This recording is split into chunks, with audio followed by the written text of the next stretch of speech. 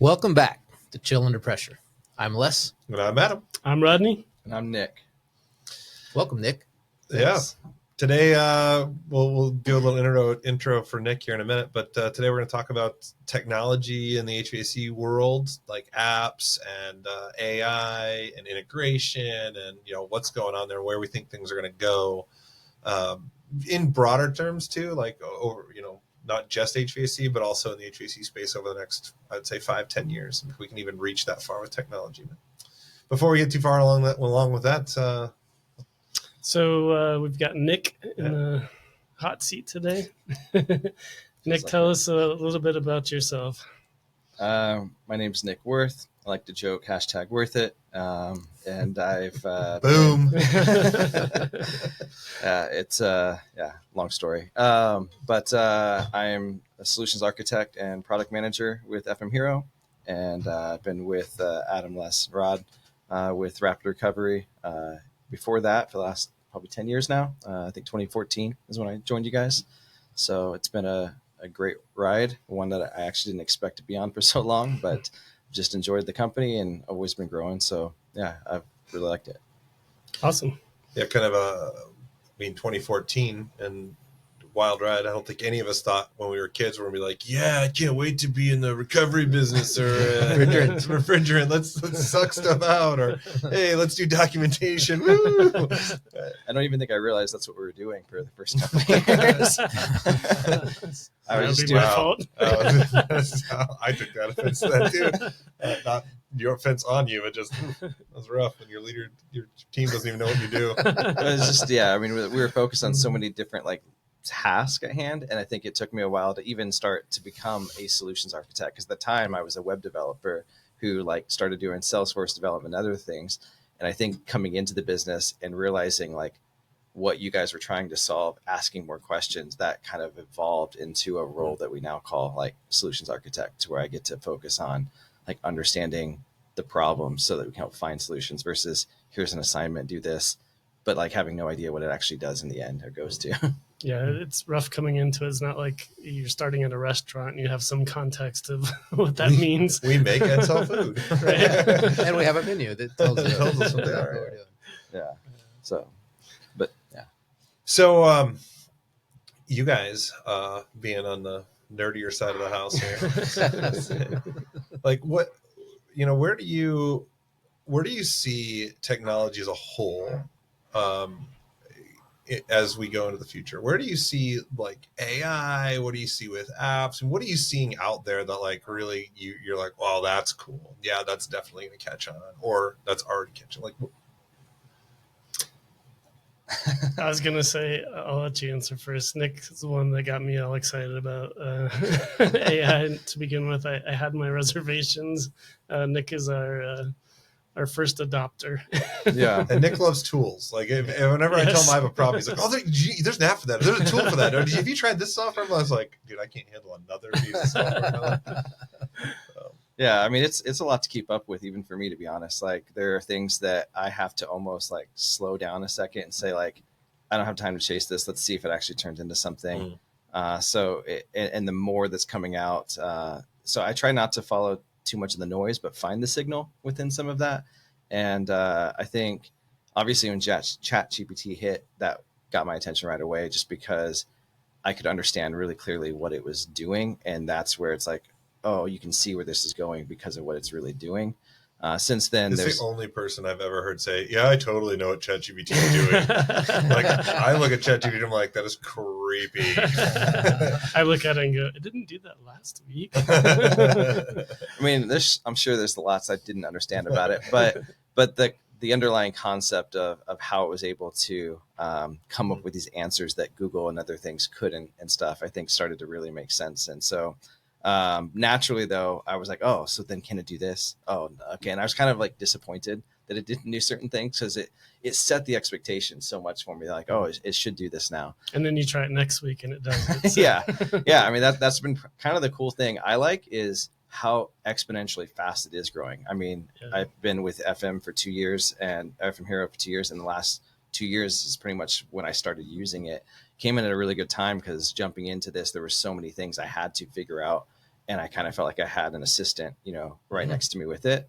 So the timing was great, but yeah, it did lead me to like, I wish it did more still.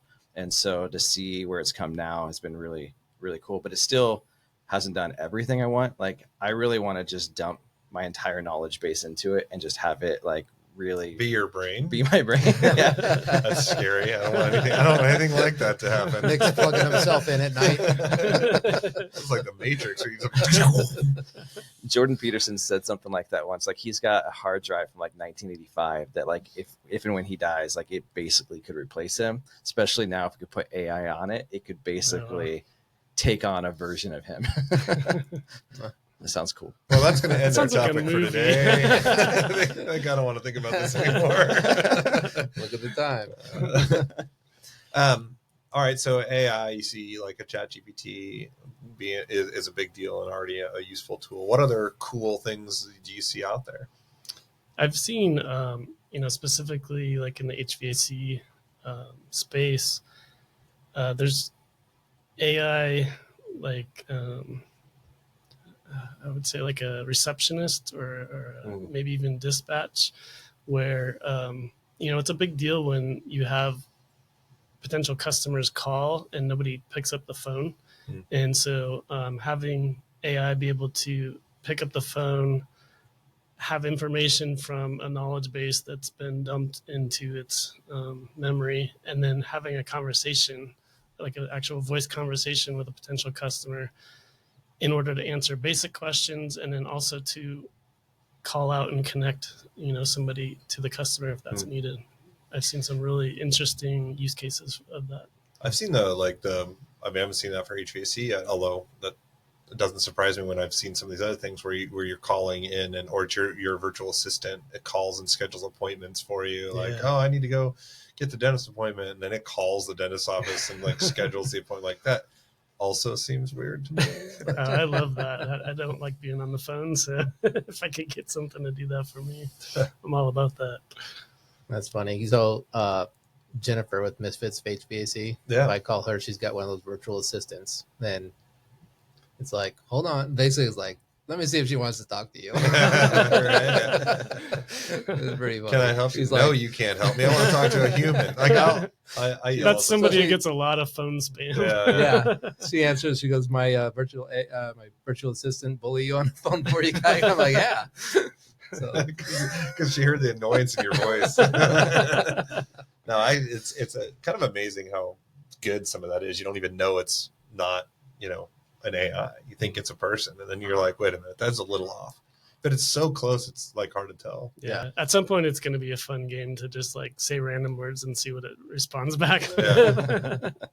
See how good it Just really so you can is. tell.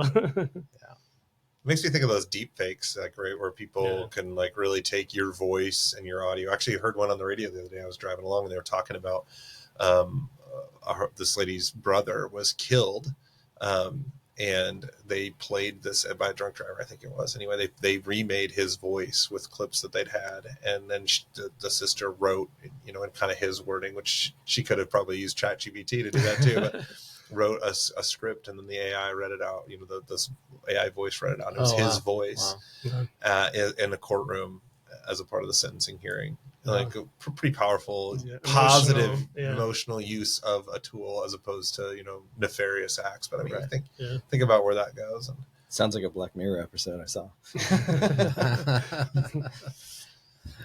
there you go. Les, what do you? I guess I'm taking the interviewer role today. I don't know. What are you seeing? I mean, you're out talking. You're engaged with eCore, and you're engaged with MTCAZ here in Arizona, and a whole bunch of organizations. But those are your local, and so you're really engaged with that stuff. What are you seeing on like the equipment side? Like, are you? It seems like, I mean, the days where you just had your dumb thermostat on the wall, you turn the dial and it turns off and have a little mercury switch inside. Those are obviously long gone. We're now, programmable and Wi-Fi and all that. Like, I get all that, but like the equipment was still dumb. Like, it was like on or off based on this smart thing. Right. What are you seeing now? There are a lot of advancements in sensors and feeding information. I mean, you mentioned eCore. It's two-way communicating. So contractors can literally log on from their office and see runtime, see what the current stat condition is of the unit. They can run minute to minute up until when did that happen? That happened Sunday night. It went down. They start Sunday, and they can run up there and just see, like they can see pressures pressures, and temperatures, yeah, and like all that amp stuff in draw, there. like Yep. wow. And all when they get their new indoor air handlers that are coming out with the 454B they're coming out. They have it in them. Those air handlers are also going to be communicating now. So now you're going to get the temperature in the air handler, and you can see it before you ever roll a truck. So as that advancement takes place, right, they're going to be so much more efficient. They can do a lot of pre-diagnostics before they even show up on site. The other thing with them specifically, it's just I'm talking about them. I'm most familiar with them. Their development team is monitoring that stuff so that they can. So if something goes wrong on a sensor, they get notified, and the installing contractor gets notified, and then they have this window of time to get there, and they can be proactive about it.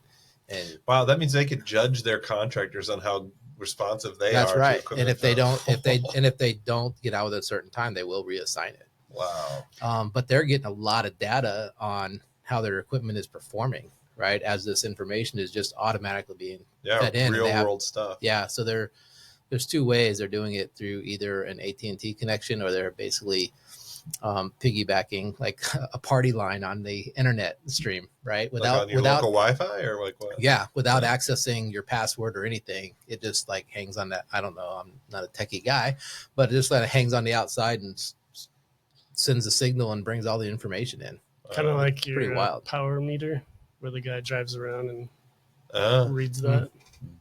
Yeah. So you have that, right? And then so that's on the equipment side, and so there's a lot of advancements going on within the equipment and how it's designed and working and what information it has. And then, we've talked collectively with tool manufacturers on all the information they're sending and what you can see on your phone, cool. and right, and the signals they're sending out. So a lot of changes. I think they're going to develop exponentially fast in the next 3 to 5 years. Do you think a lot of this is just technology moving forward quickly, or do you think that having kind of that shortage of technicians in the field is kind of making this move even faster than a natural progression of technology? Oh, I definitely think the tech shortage is playing into this. I mean, the technology's there, but I think that the tech shortage is requiring adaptation from adoption from people who would not normally be quick to adopt. Yeah.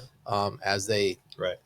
experience more and more of the issues associated with the lack of skilled techs, they're going, okay, trying to find how do you do more with less. Right. Yeah. Yep. Well, and I think the equipment manufacturers didn't have a lot of pressure to adopt technology sooner because the industry was aged a lot, and they were like, I don't want to have to learn all. There's already circuit boards; they're already obnoxious, and so I think there was a lot of pushback on adding more and more tech. This junk just breaks, right? And now they're getting to the spot where it's like, we have to add this tech because the only way that you can get the work done is to know what you need before you get there, right. or at least have a good handle on the call before you get there, because there's just not enough people to do the work, right? Yeah. So the contractors are basically want this stuff now, and they want to sell it because they want that advantage. I was going to say it becomes a competitive advantage. Yeah. That's right. Imagine going through and looking at everything, going, "Hey, can you change your air filter for me?" Right. Right? Yeah. Like, it's looking like your air filter might be plugged. Do you have a camera in my house? Well, not quite. Might feel like just looking at some data. Speaking of the technician shortage, and I think we can come back to some big picture stuff for you guys, but and where Heroes fits and so on. But just another kind of interesting one in the marketplace. There's a contractor here in town that has.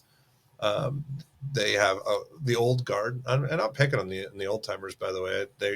These are the guys that for generations have been the ones mentoring up the next people, right? Mm-hmm. But as guys get older and techs get older, they're like, man, I could be retired right now. I think I'm going to retire. Yeah. And some of these contractors are like, hey, I'll make it worth your while to not retire. We're going to put you in the command center. It's going to look like the Starship Enterprise in there. And you're going to see body cam images from the guys in the field, and you're going to see their gauges because that's reading out. You're going to see what they're seeing, and you're going to coach them. And instead of being a one-to-one, you do 1-to-1 with that guy, but because he's got to go get parts, while he's getting parts, you're doing it with the next guy. And while that guy's, on lunch break, you're doing it with the next guy. Yeah. And so, or traveling to the next job. And so you got one, I don't know what their ratio is, but you got one kind of lead seasoned veteran, ready to be out of the field, ready to be out of the truck, doesn't want to crawl, but his so wife doesn't much want him at knowledge. home either. So he's like, oh, maybe if I can sit in an air conditioned command center, yeah, and you make it easy for me, and the guys have to listen to me, and that and way I'll coach them and through I'll it. coach them. Yeah, And we'll give you a bonus if you put all of that into a database. and so it's And I think that's a really cool use of people and technology coming together, because you're making the most out of those veterans, right? These guys have got so much experience, and you're pulling them in, and you're putting them into a position where they can actually really make the decisions and do the thing that they're really skilled at. Yeah. Right. They're not any more skilled at driving. Well, maybe they are, but I'll say they're not any more skilled at driving the van than the rookie. But that was a big part of your day. You drive to the next stop. You drive to the next stop. You got to drive to the wholesaler, etc. Yeah. They're not wasting their time doing that. They're focusing strictly on diagnostics and mentoring, training up. Well, that's a big part of the narrative, I think, is the blending of the tech and the human side of it, or That's right. AI and HI kind of thing, that you need both. And too often, I think it feels like you're pulling one versus the other, when really finding that right balance of it. I've even noticed within my, I mentioned GPT earlier, something I've felt is sometimes I just need another coworker with me, or need somebody whose strength is in throwing out ideas. I'm more hey, give me an idea and I can tell you if I like it or not.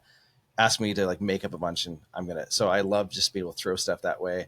And that's my weakness, but then having GPT fill in something like that. So I think finding those right complementary parts with it. Mm-hmm. And it's not just AI. I mean, you mentioned there's all the tech that was involved with that, the video cameras and stuff like that. Mm-hmm. And then you kind of went another level, because you could take all of that, capture it, and now you actually have documented use cases and other things to help really grow the knowledge base.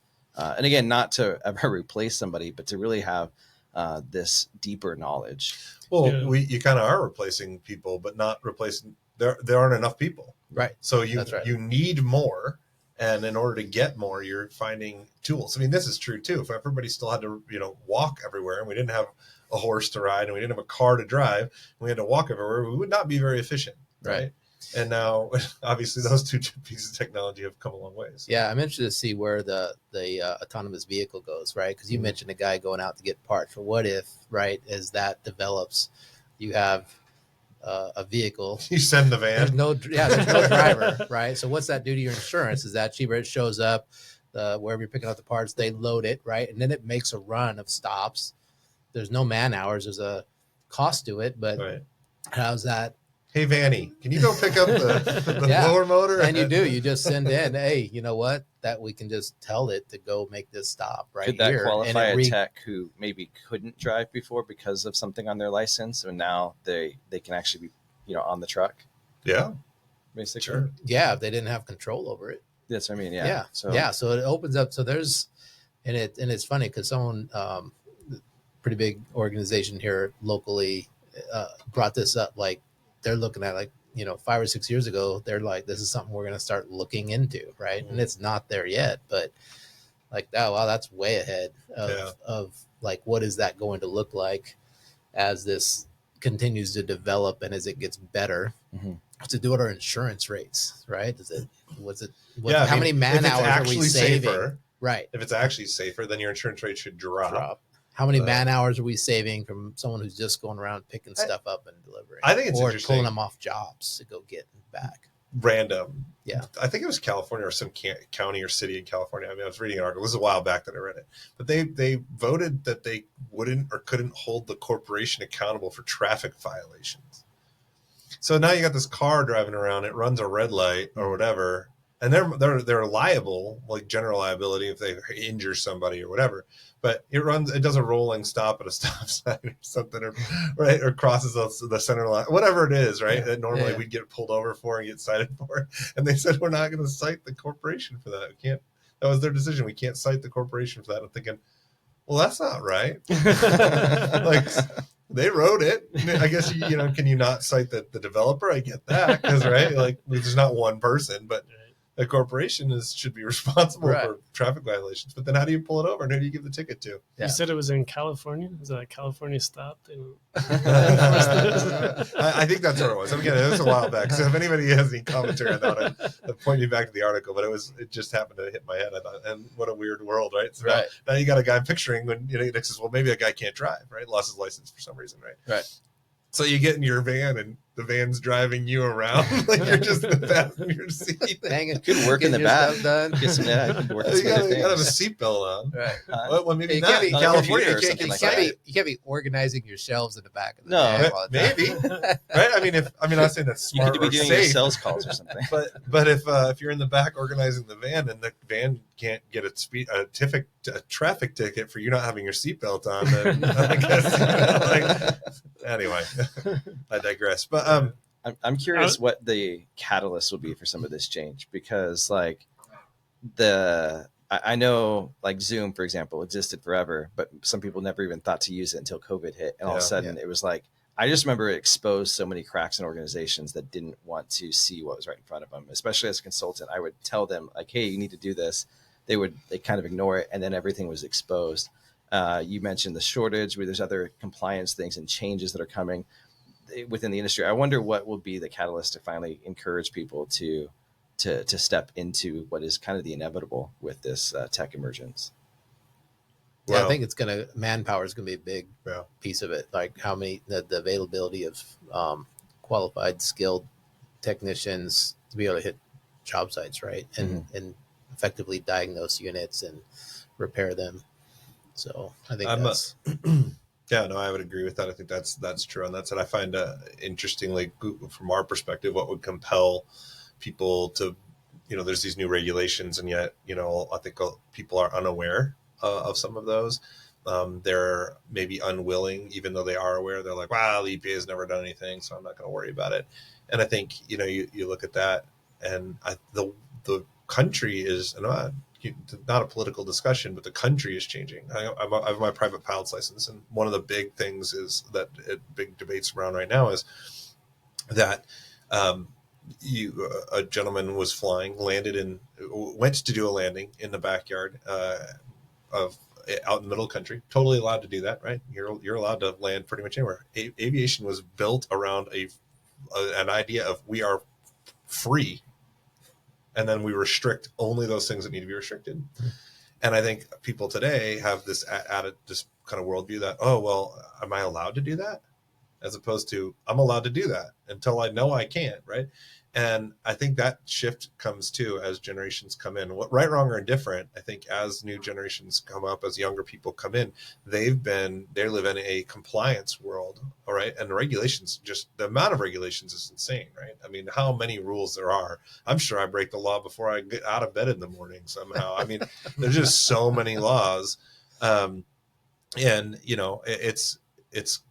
it's a complicated world. And I think from an FM Hero perspective, we've dialed in on this very specific thing. One of the things we hear from people is, man, I never thought anybody would actually build like an app just for that. Like, it seems like such a small thing. Mm-hmm. I can assure you from our perspective, it's not a small thing. It's a very complicated deal. And I think, so I think it depends on your question was, what's going to be the mitigating factor, the precipitating event that pushes this change.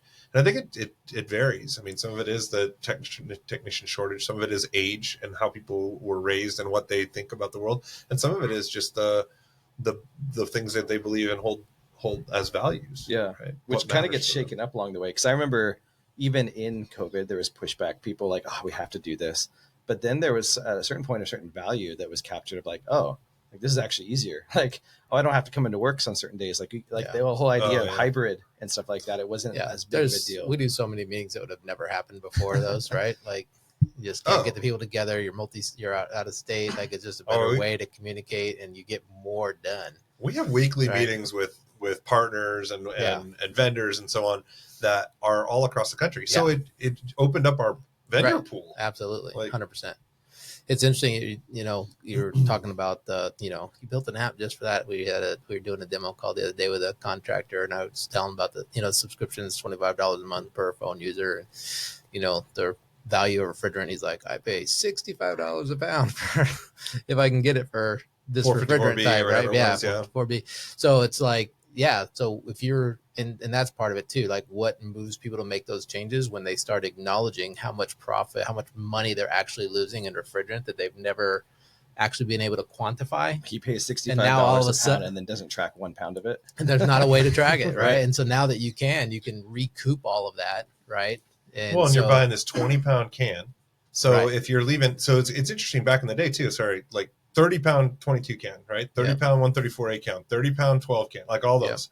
Now you got to 410, 25 pounds, 44, 24 pounds. Now we're down to 20 pounds. Yeah. Right. Yep.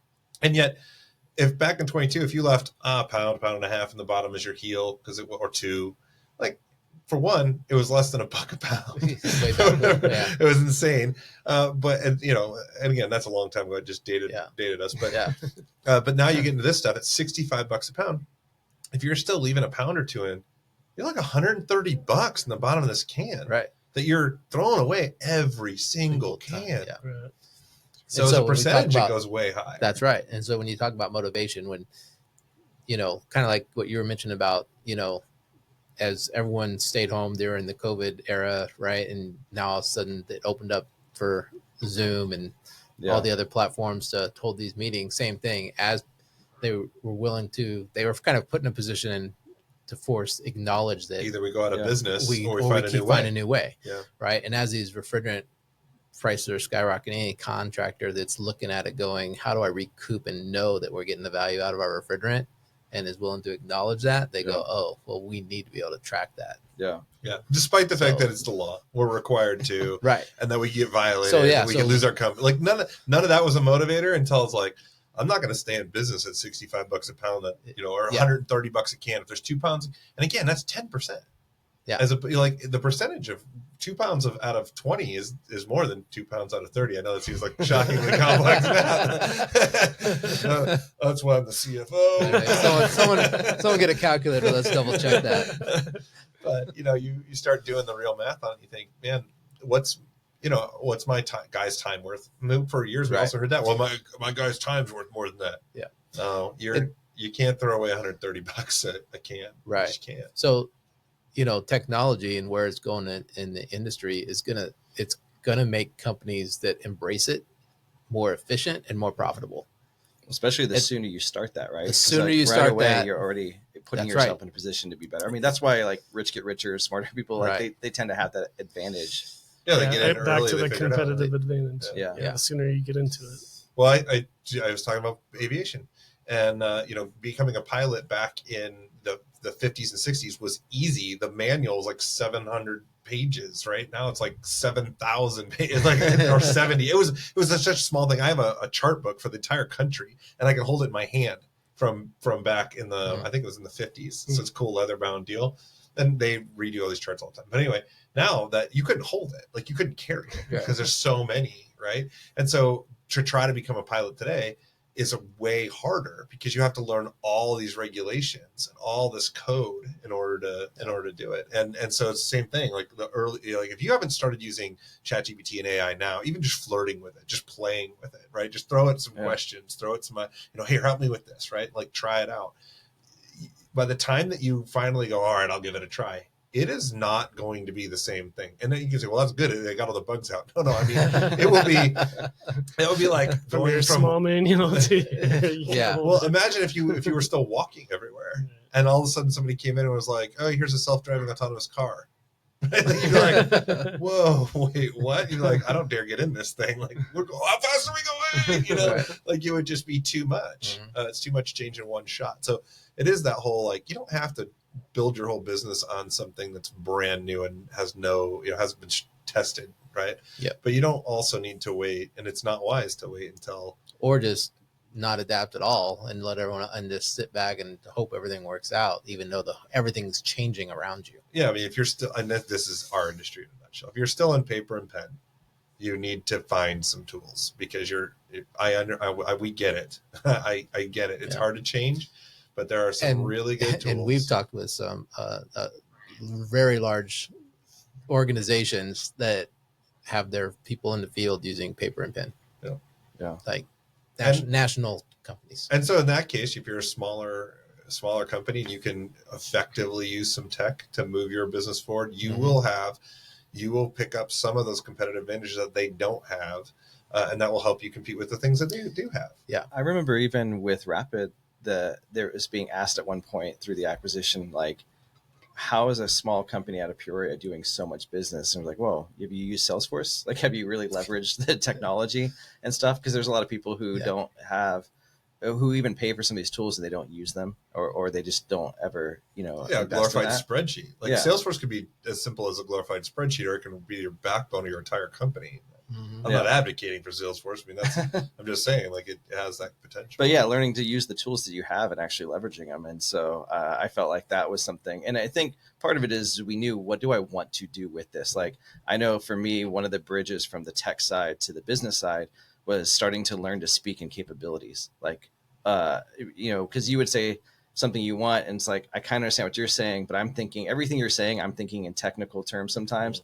And so then we would speak a completely different language, and I would hope I could get something where now I feel like I try to bridge, like, okay, so as a business or as a, I need to be able to do this. And like, the more that I just understand what you're trying to accomplish, and not try to frame everything in some tool or prescribed solution, I think really helped. And so I think having a good handle on what it is that you want to accomplish with this, and even ask, is this the tool that does that? Because I used to like bastardize certain programs and platforms because, like, oh, I can make it do this. Well, like, that's not what it was the only built to tool do. you got. If you only have a hammer in your toolbox and you got to put a screw in, I'm going to hit the thing with a hammer. I mean, like, that's all you got. Right. What are you going to do? Use your fingers? We know you like to hit things with hammers. We're living in a digital world now, and people are still using physical hammers to do a lot of the work.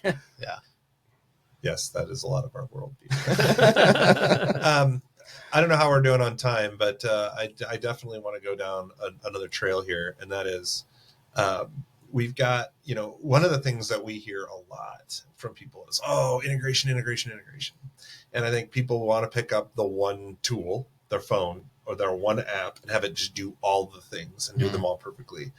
And the reality is, that doesn't exist. I mean, right. It's, as cool as Salesforce is out of the box, it's nothing more than a glorified spreadsheet. Now, it doesn't look like a spreadsheet, but if all you're doing is collecting phone numbers and names and addresses, then you could do that in a spreadsheet just as easily, right? So it's what you do with it, the power behind it, that makes it a database and makes it really have some opportunity.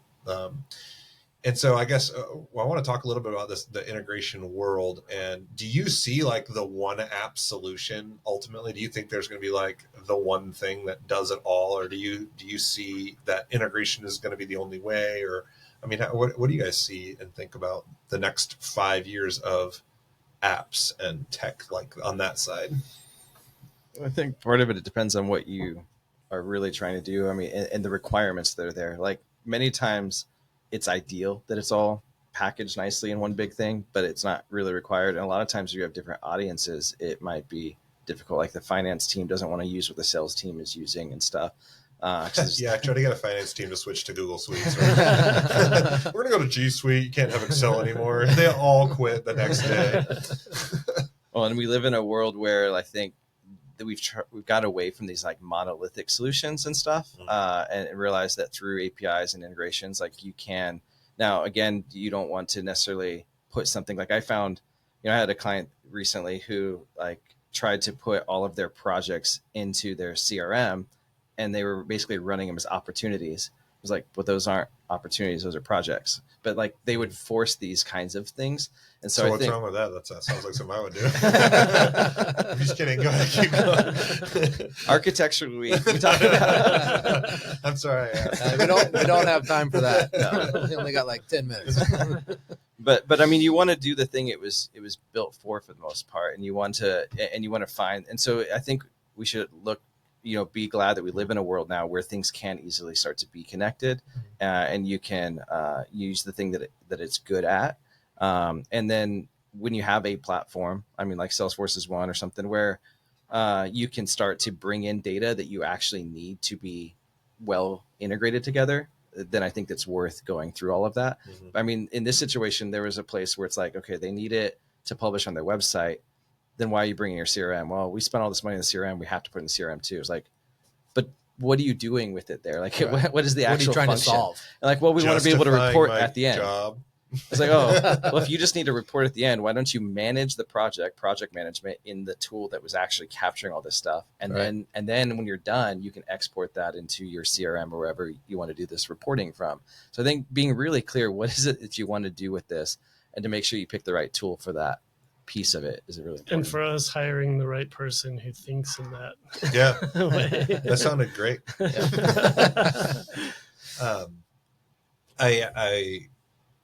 I was thinking about the fact that we've talked to a bunch of these partner companies, right? So if you're using an app today and you're in the trade world, you've got ServiceTitan and Service Trade and Build Ops, and you've got those kinds of organizations out there and tools out there.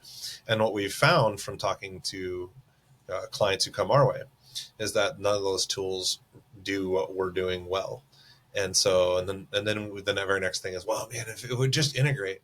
And then you got to go, like, what would you want to integrate? Like, we can make a cool button that says we integrate, and it just lets you do what, right? Like, what is the magic moment? And so obviously thinking that out. Define integrate. Right. There's a difference between, it's integrated and you have one thing that talks back and forth, or a full featured, really in-depth, almost, seamless sort of a worldview. Yeah. Right. And I guess, from what I see, and I don't have very good vision on this stuff, but I mean, it seems to me that those integrations are going to become more, those who survive are going to have deeper integrations. They're going to be more meaningful for the client that they're interacting with, between the various tools that they use. And those companies that take that approach are going to win over the long run. That said, if there's not a tool to do the job, you got to have a tool to do the job. Well, I think that middleware plays a big role in things too. So as you can develop workflows and things that go out to individual applications and can pull all this data together and, do what you've asked it to do and spit out the right information, I think that's huge. And I see I see that becoming more accessible to smaller companies with just different platforms, Gumloop and Tray and stuff like that. The dwarves live in middleware, right? Like, or no, that's Middle Earth. That's Middle Earth. Is it the Elephant Country? Where is this?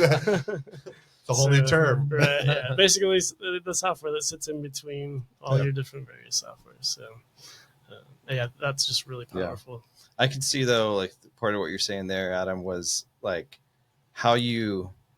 what you put in this tool. Like, let's say you've got ServiceTitan or some of these.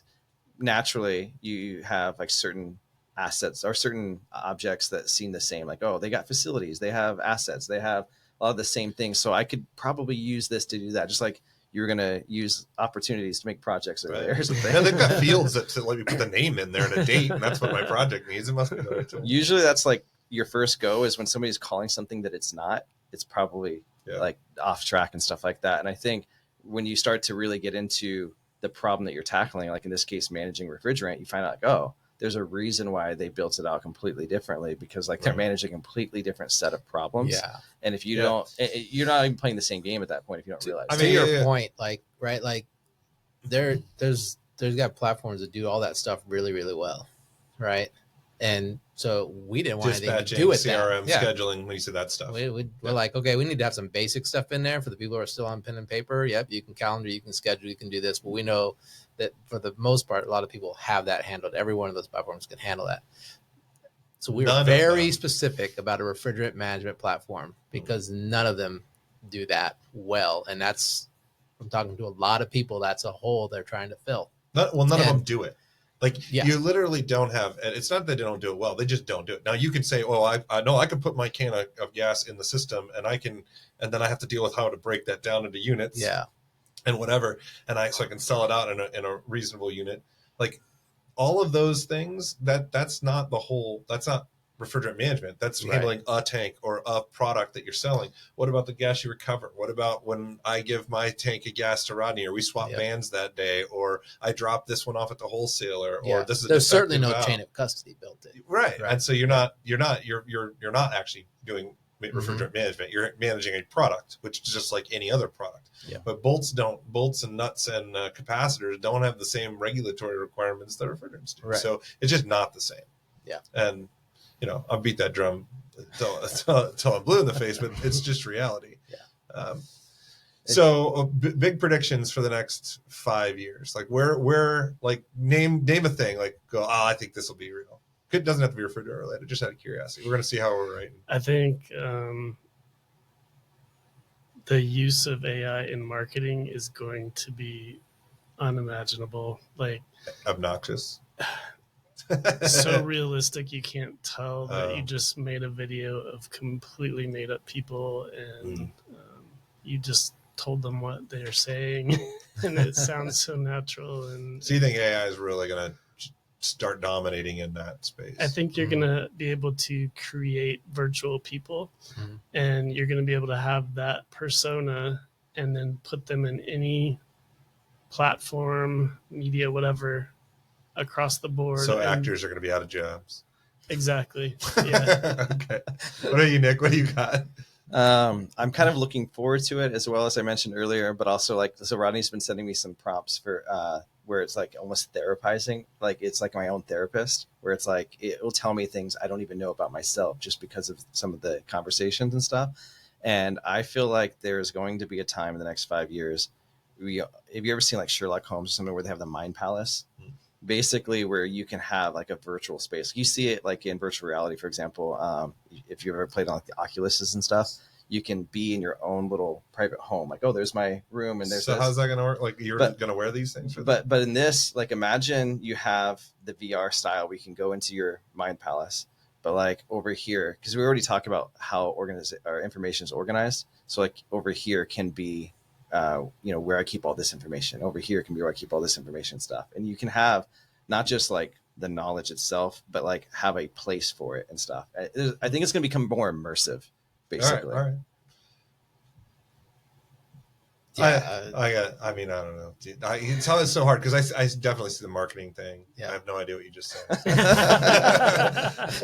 I don't know about the cars. I think there will be more autonomous cars, but I think there's a fair bit to go there. I think we're going to see some pretty big, epic changes in organizations, right? Just like how we manage people, how we manage companies as a whole, and we're going to see some big failures. Like I think there's a lot of hype in a lot of this, and I think some of this is going to be really good and foundational, but it's got to grow up.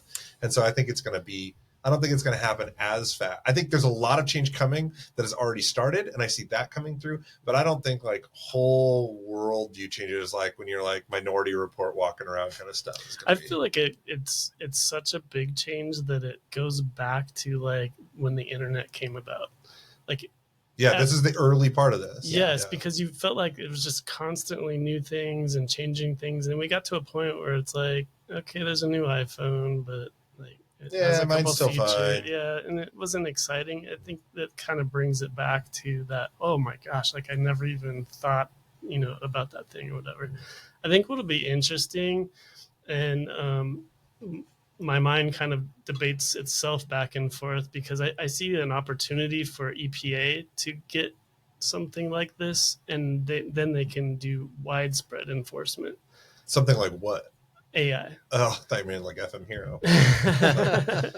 They're not a client. But I'm Just- thinking. I want to put that on the record. The EPA is not a client. I'm thinking with the amount of regulatory laws and compliance and all of that, I think probably they're getting so much that they're overloaded, and then they're maybe not sure of exactly what is enforceable or not. And so, I think there's a manpower issue as well to all of this regulatory process. And so, as they don't need warm bodies to do that, and they can programmatically do that, I think that'll be a big shift as well. That's going to be interesting because I don't disagree. I think there's going to be a lot more of that, as either that or the laws are going to have to go away.